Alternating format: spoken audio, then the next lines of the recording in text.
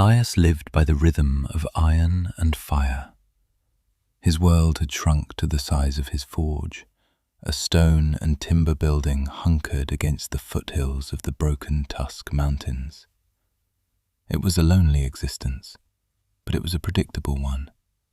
The sun rose, he woke. He worked the bellows, heated the steel, and the hammer sang its percussive, solitary song. The sun set, he banked the fire, and the silence that followed was as heavy and familiar as his anvil. He had been a soldier once, a corporal. He'd seen enough of the world of men to want no more of it. He'd seen enough of shouting and banners and the wet, final sound of a blade finding a home. The forge was different. Metal didn't lie. It didn't betray. It yielded to force and fire in honest, predictable ways. You could break it, you could shape it, but you always knew where you stood with a bar of raw steel. He wished he could say the same for people. His life was a loop of simple tasks. Mend a farmer's ploughshare, forge a new set of hinges for the distant village's gate, sharpen axes for the woodcutters who rarely spoke more than a dozen words. They left payment in sacks of flour, salted meat, or a skin of raw wine. He left their goods on the stump outside. An economy of silence. It suited him. The stale smell of coal smoke, iron, and old winters was the only company he required. This evening, the wind was a foul-tempered beast, clawing at the eaves and driving a hard, cold rain against the thick timber shutters. A storm was rolling down from the mountain peaks, a churning mass of black and purple clouds that promised a long, miserable night.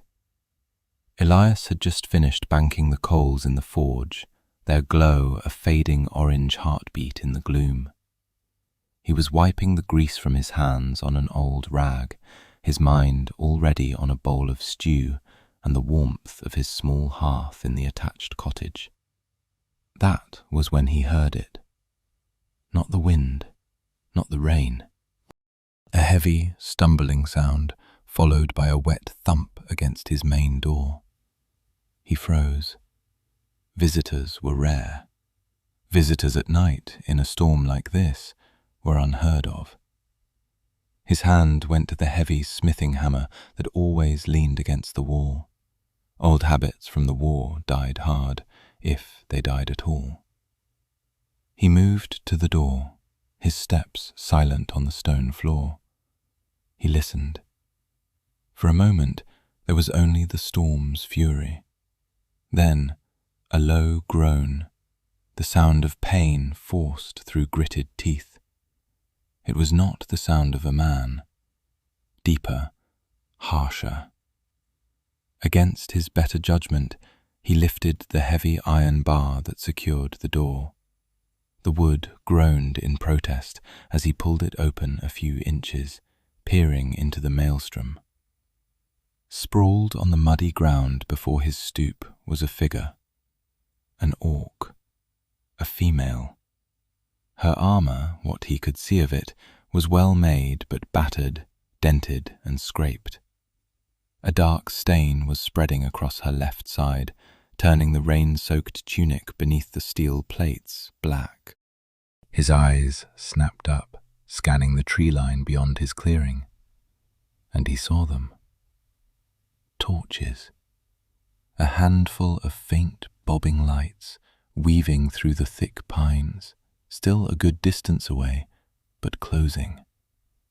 The wind carried a faint, terrible sound on its back, the baying of hounds. She was being hunted. Every instinct, every scar on his body screamed at him to slam the door, drop the bar, and pretend he had seen nothing. Orcs were trouble. They were the enemy he had fought in the Grey Hills campaign. They were death-walking. But this one was dying on his doorstep, and she was alone. He saw the exhaustion in the slump of her shoulders, the desperate fight that had brought her this far. He saw the soldier, not the monster. With a curse that was swallowed by the wind, he made his choice. It was an uncharacteristic choice, a foolish one, and he knew it. He wrenched the door fully open, the storm roaring into his sanctuary. He stooped, hooking his arms under hers. She was heavy, a dead weight of muscle and steel. He grunted with the effort, dragging her inside out of the driving rain. Her body left a muddy, bloody smear on his floor. He kicked the door shut and slammed the heavy iron bar back into its brackets. The sound was a loud, definitive thump. The finality of it echoed in the sudden quiet of the forge. Even in her semi-conscious state, he saw her flinch. A tremor ran through her body, a reaction to the sound of a cage being locked. He filed the observation away. It was a strange detail. She was unconscious now, her breathing shallow and ragged. He lit a few extra lanterns, the forge filling with a warm, flickering light that cast dancing shadows on the stone walls. He got a better look at her. She was younger than he'd first thought, her face set in harsh lines of pain, but not yet weathered by countless decades. A deep gash ran from just below her armpit down her side, oozing sluggishly. It was a bad wound, the kind that killed slowly if it wasn't cleaned. He worked quickly, his movements economical. He fetched his old campaign medical kit, a worn leather roll filled with needles, gut thread, and packets of dried herbs. He carefully, methodically began to unbuckle her armor. The steel was cold and wet. As he removed the breastplate, he saw the crest etched into the metal, a snarling tusk split by a lightning bolt.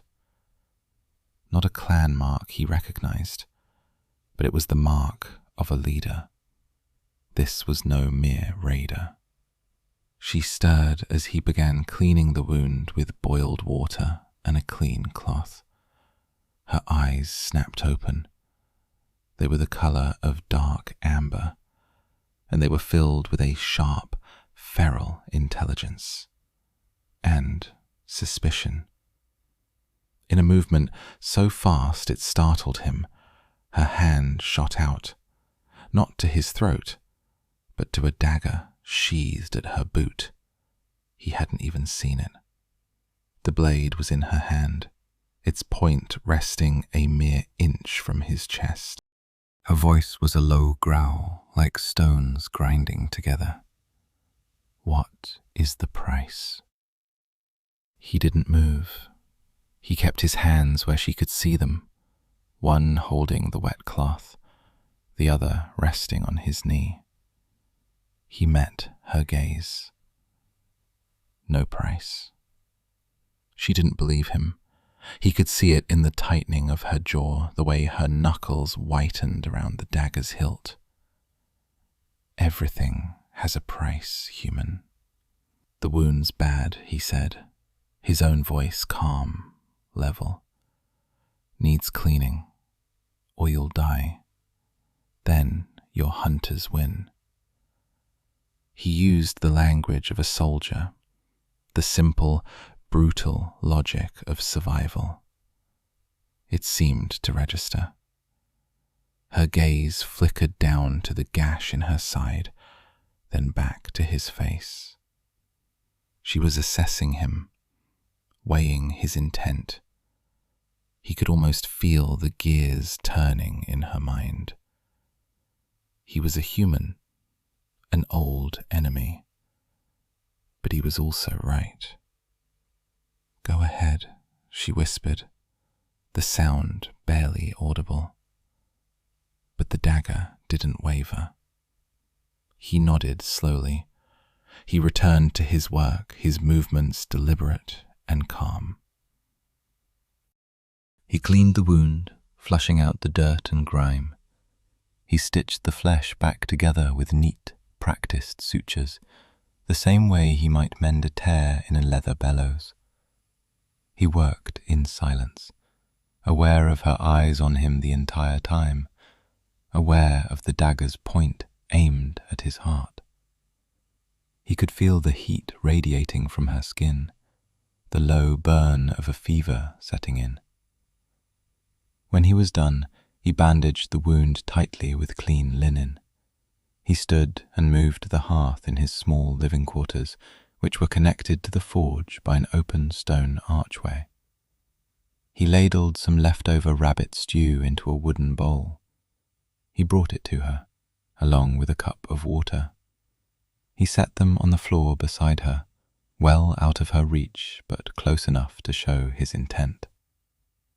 "Eat," he said. "You'll need the strength." He retreated to his own side of the hearth, sitting in his worn wooden chair and watching the fire. He left her to her pride. After a long silence, he heard the sound of the bowl scraping against the stone floor, then the quiet sounds of her eating. She ate like a starving animal, but with a strange, controlled desperation. The dagger was never put down.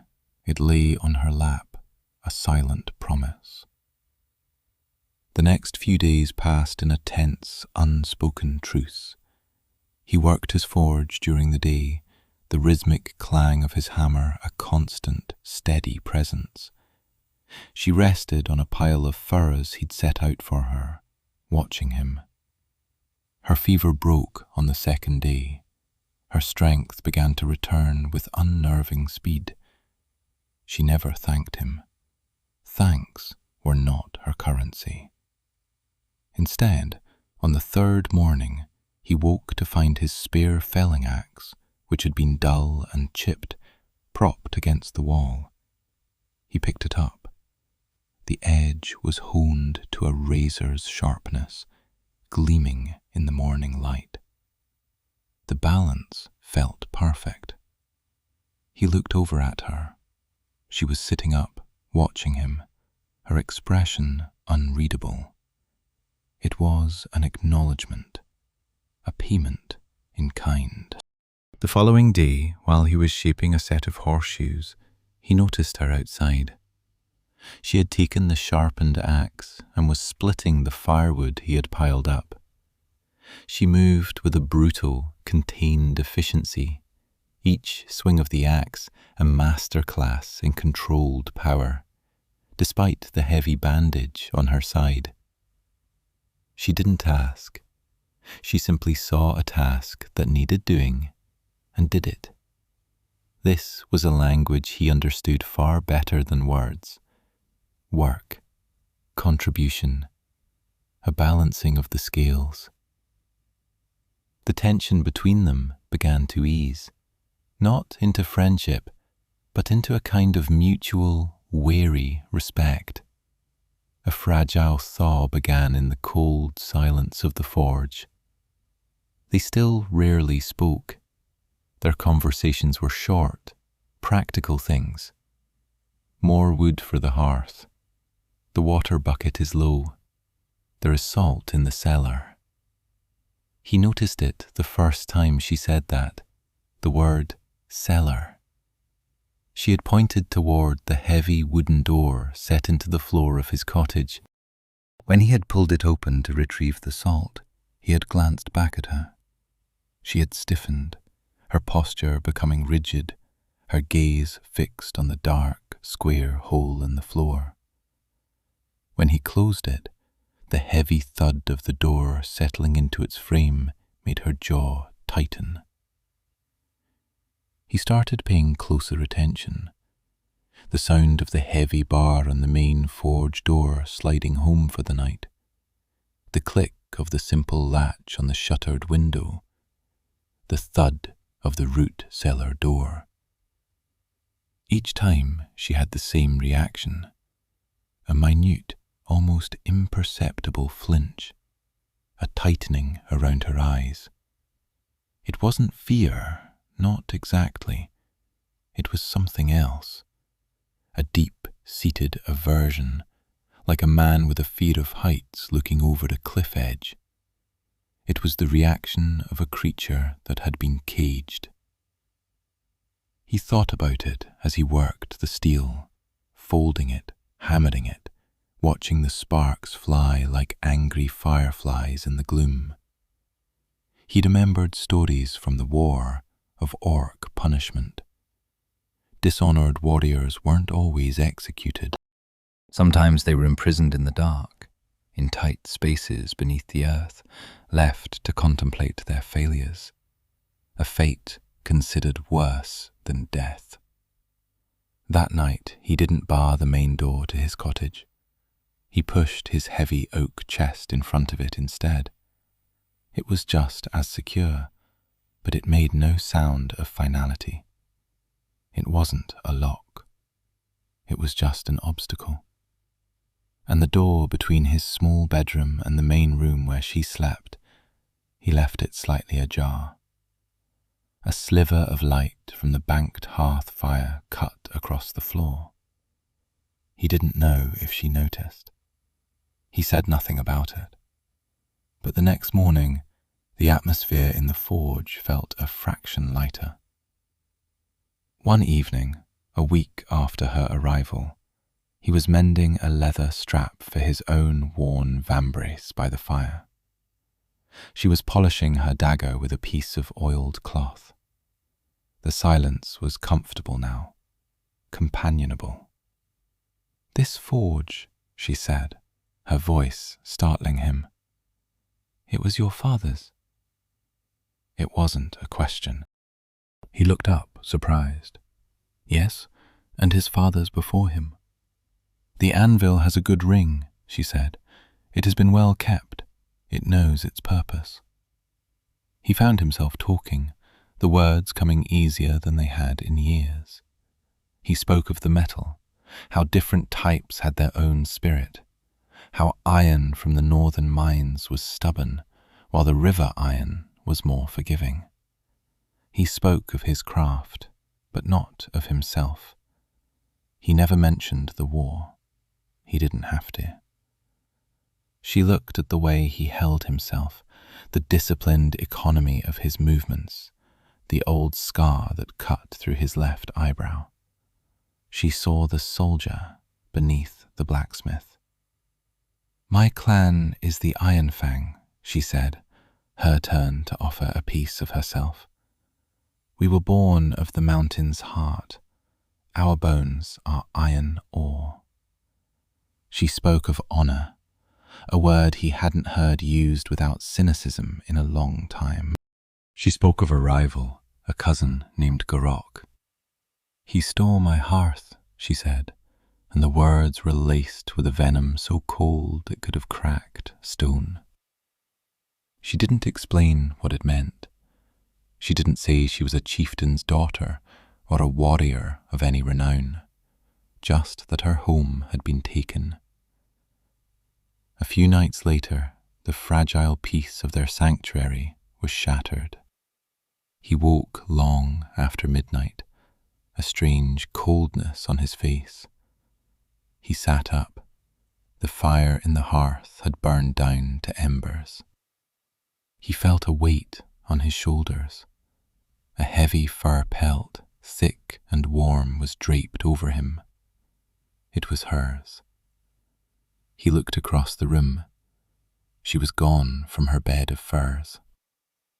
He found her standing by the forge's main door, listening.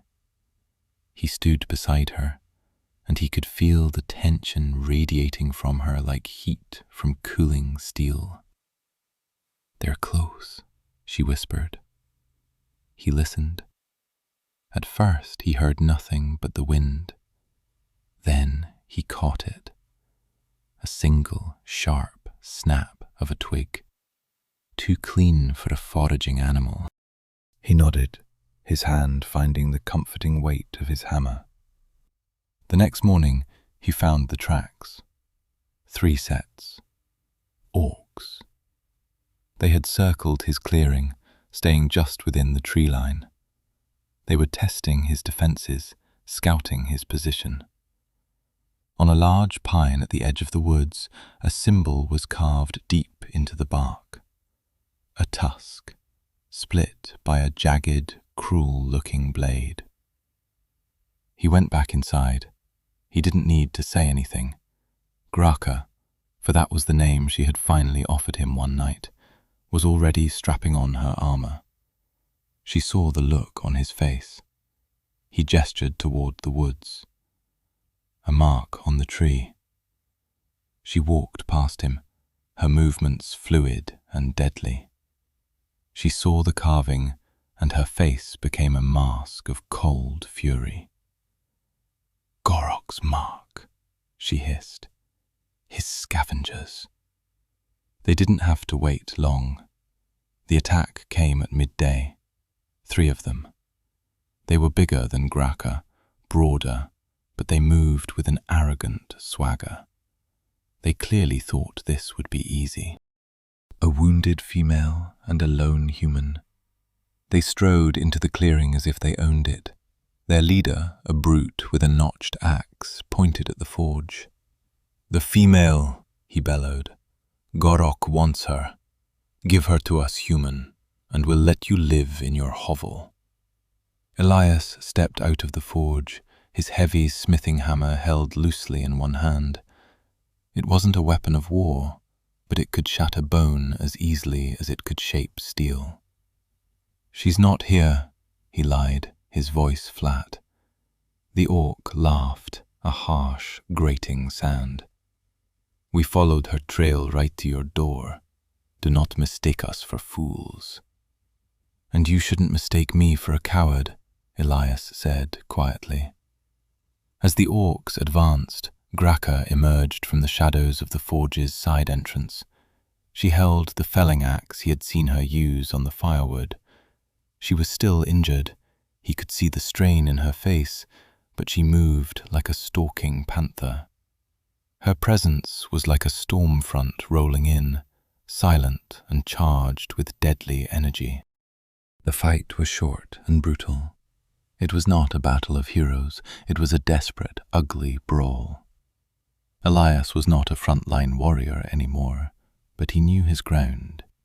He used the clutter of the forge yard, the woodpile, the trough, the stacks of iron bars to his advantage. He dodged and weaved, using the hammer not for sweeping blows, but for short, powerful strikes aimed at knees and elbows.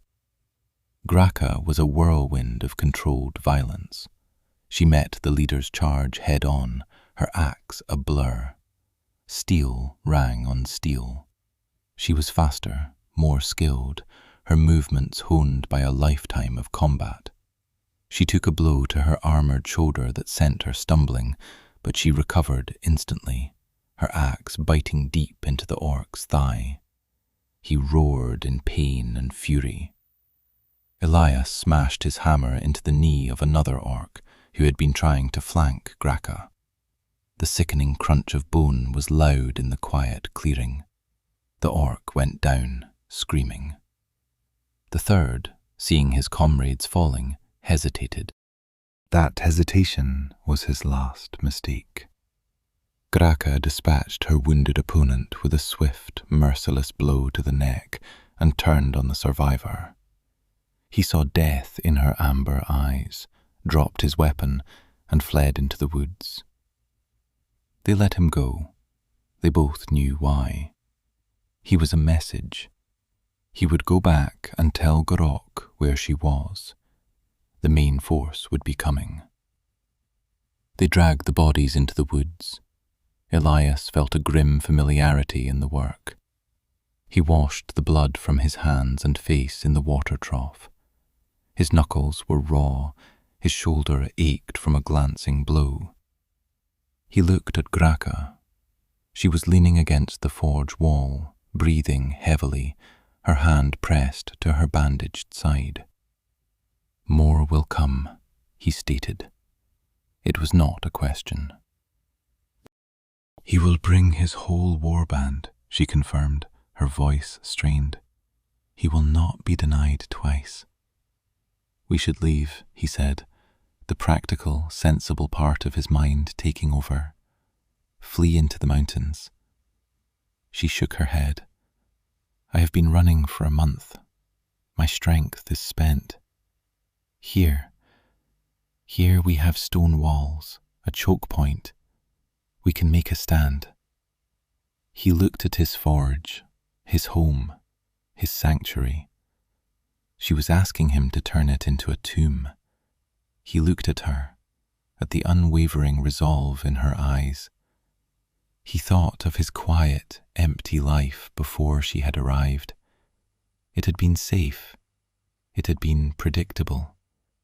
It had been hollow. "All right," he said, surprising himself. "We make a stand." They spent the rest of the day fortifying the forge. They barred the windows, reinforced the doors, and created barricades from scrap metal and heavy timber. He heated bars of iron in the forge until they glowed cherry red, ready to be used as makeshift weapons.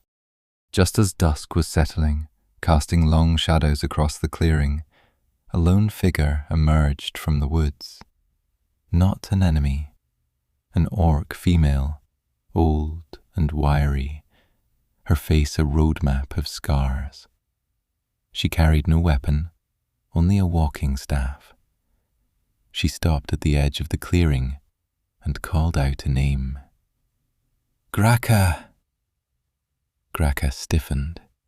She recognized the voice. She went to the door, Elias a half step behind her, his hammer in hand. The old orc bowed her head deeply. "War Chief," she said, her voice thick with emotion. "I thought you were lost." War Chief. The title hung in the air between them. Elias felt a cold knot form in his stomach. The old orc, whose name was Karga, quickly told her story.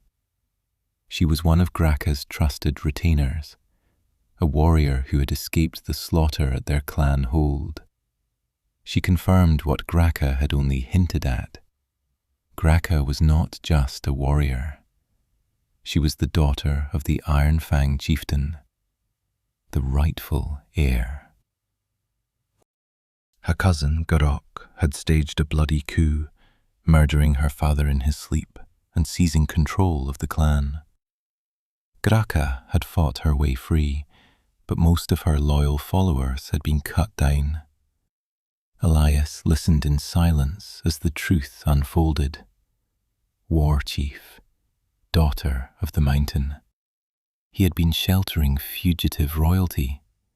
The simple, unspoken bond he thought had been forming between them suddenly felt like a lie. Had her quiet contributions, her respect, all been a calculated act, a means to an end? He felt a profound sense of foolishness, of inadequacy. He was a simple blacksmith, a broken soldier. He had offered sanctuary to a queen in exile, and he had been too blind to see it. A chasm of status and species opened between them. He felt small. He retreated into himself, the easy companionship of the past few days evaporating like mist. He became quiet, his face a grim, unreadable mask. He continued his work, preparing for the siege, but his movements were stiff, his actions purely mechanical. He felt like an employee, a tool being used, no longer a partner. Graka noticed the change.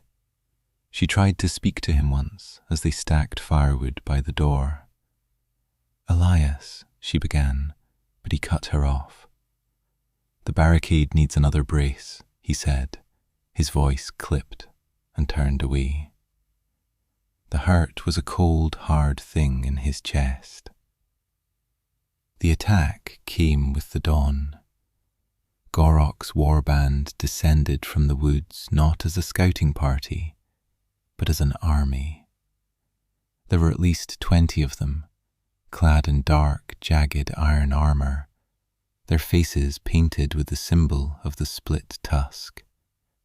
They surrounded the forge, their numbers a crushing weight. At their head was Gorok. He was immense, a mountain of muscle and rage, carrying a war axe that looked big enough to fell an oak tree. He strode forward, his metal-shod boots churning the muddy ground. "Graka!" His voice boomed, a sound of pure hatred.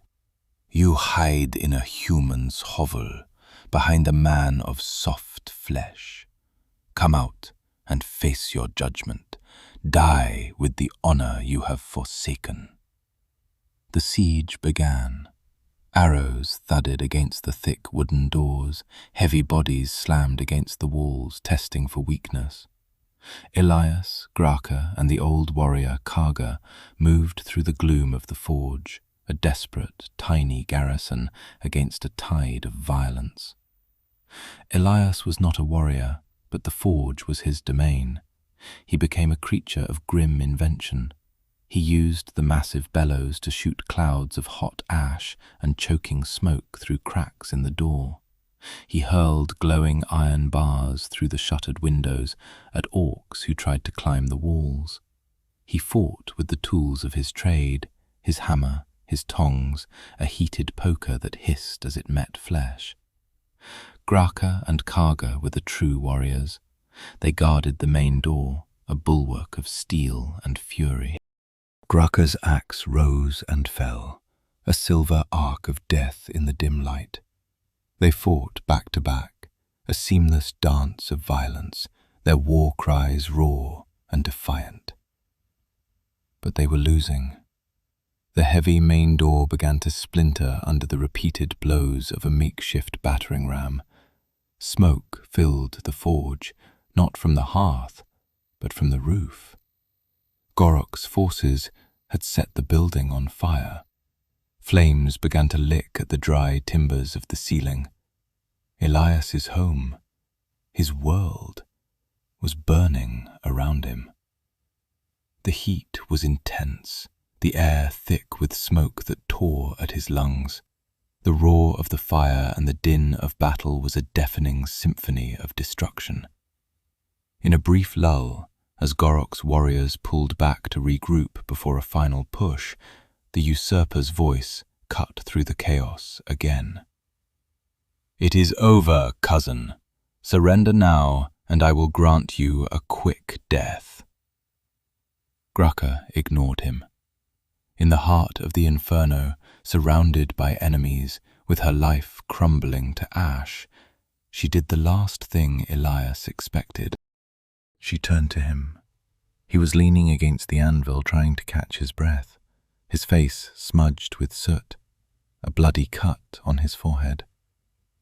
Her voice, though not loud, cut through the roar of the flames like breaking iron.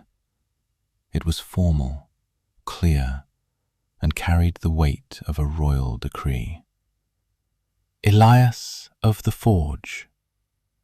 Every orc within earshot, friend and foe alike, fell silent. This was the language of a formal declaration.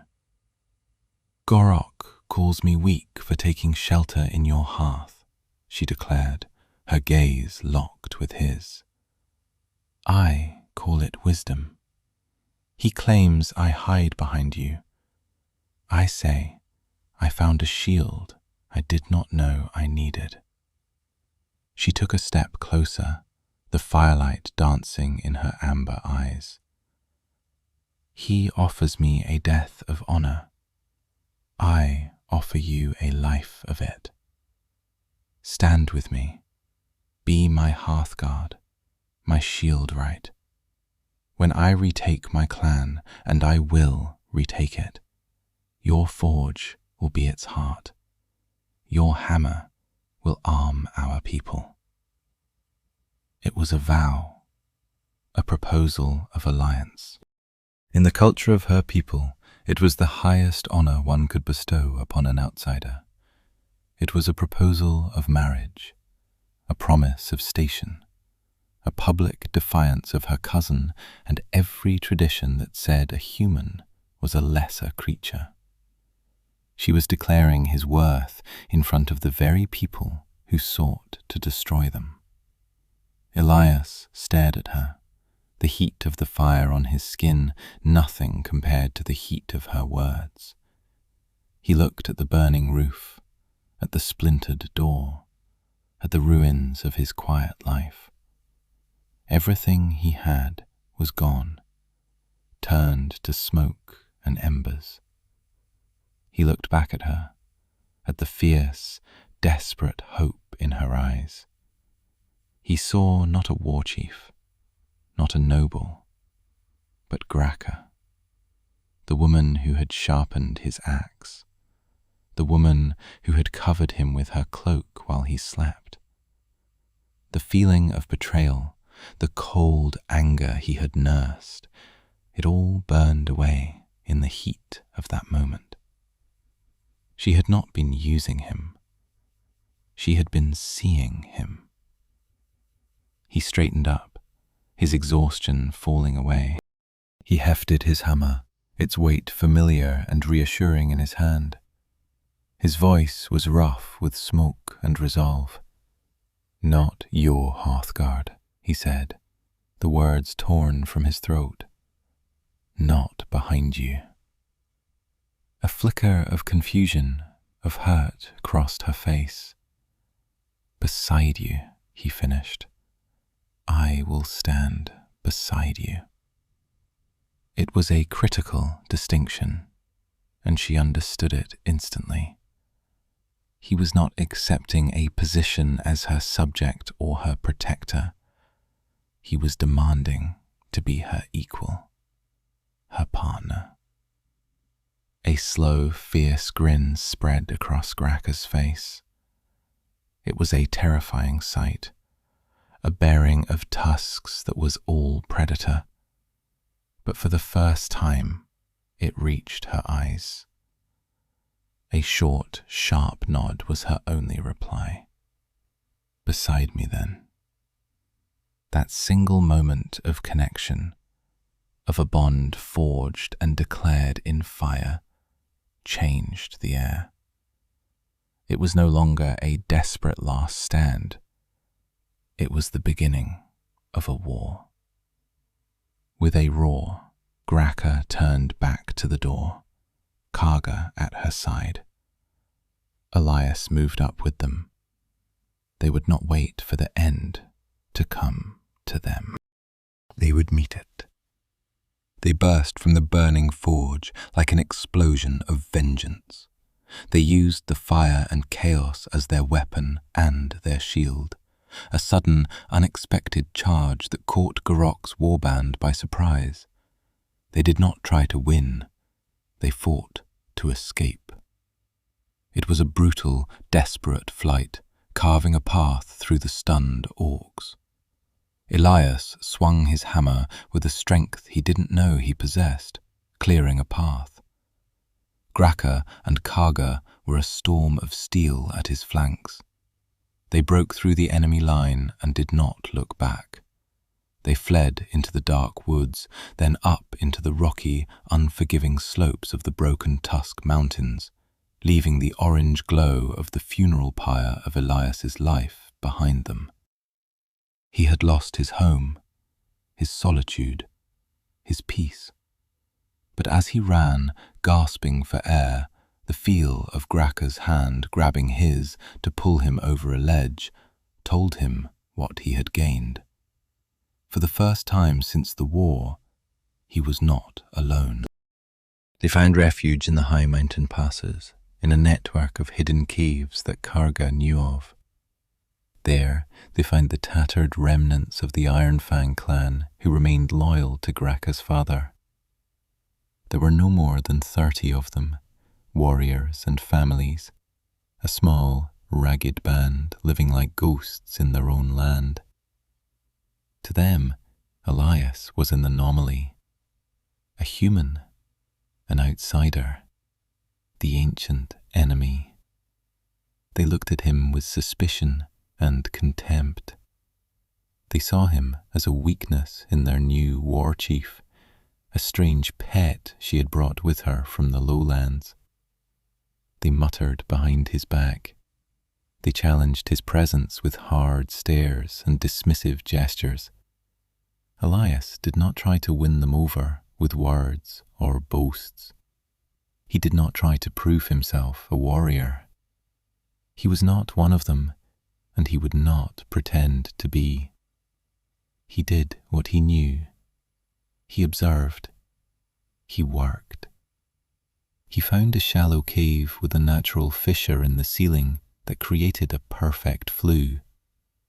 He built a makeshift forge from flat stones and clay. He used the poor quality ore he found in the mountain streams and his own tireless labour to turn it into something useful. While the orc warriors practiced their drills and sparred, Elias worked. His hammer became a familiar sound in the caves, a steady, industrious rhythm that spoke of creation, not destruction.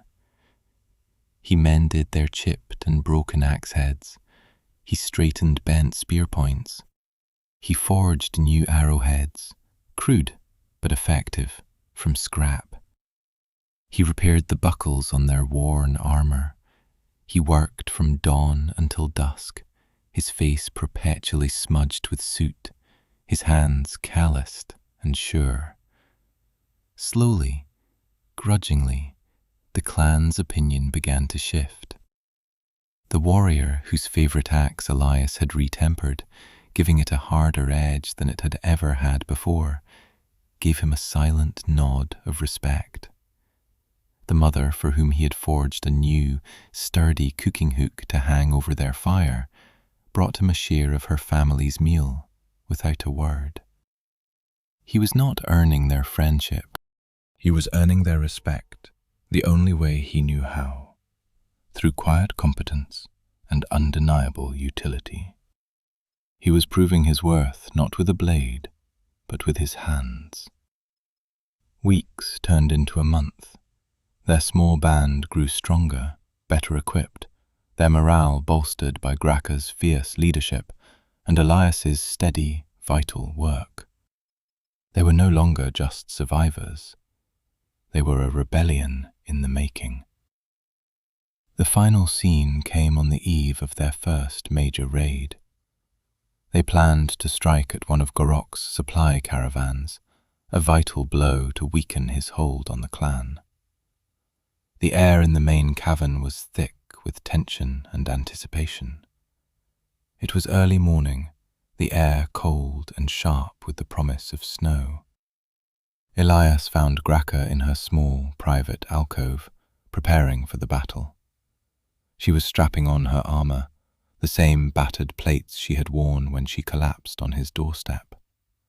But now the dents were hammered out, the cracks mended with neat steel patches, the leather straps new and strong. It was his work. He moved to help her, his fingers finding the familiar buckles and straps on her backplate. The act was a quiet echo of the first time he had tended to her, when he had unbuckled that same armour to get to her wound. But the tension was gone. The suspicion, the wariness. It had all been burned away and reforged into something new. In its place was a quiet, profound intimacy. Her muscles were relaxed under his touch. There was trust. He fastened the last buckle, his hands lingering for a moment on the warm steel of her shoulders. She turned her head slightly, her profile outlined by the low light of a single oil lamp. "The flap to my tent," she said, her voice a low rumble. "Last night, you left it untied." It was true. He had stopped securing everything around him so tightly. He had stopped seeing every shadow as a threat, every closed door as a necessity. He just nodded. I know. She turned fully then to face him. The small space felt charged, the air humming with unspoken words. She was the war chief of her people, a figure of power and authority. But in the lamplight, he saw only Graca. He saw the flicker of vulnerability she showed to no one else. She reached up, her large, calloused fingers surprisingly gentle as they traced the old, faded scar that ran through his eyebrow. It was a gesture of incredible intimacy, a public acknowledgement of his past, his pain, and his place with her. You see, she said. It was not a question. It was a statement of fact, a declaration. And in that moment, he understood everything. He saw her, the leader burdened by the weight of her people, and the woman who fought for a home. And she saw him, not the frail human her cousin mocked, not a mere blacksmith. She saw Elias, a man of quiet strength, of unyielding integrity, a man made of iron, forged in his own fires. His lonely life was over. The silence of his forge had been replaced by the sounds of a people preparing for war, by the low murmur of her voice in the dark. It was a louder life, a more dangerous one. But standing there, beside her, an equal, a partner, he knew he wouldn't have it any other way. A new, uncertain future waited for them down the mountain, and for the first time in a long time, he was not afraid to meet it.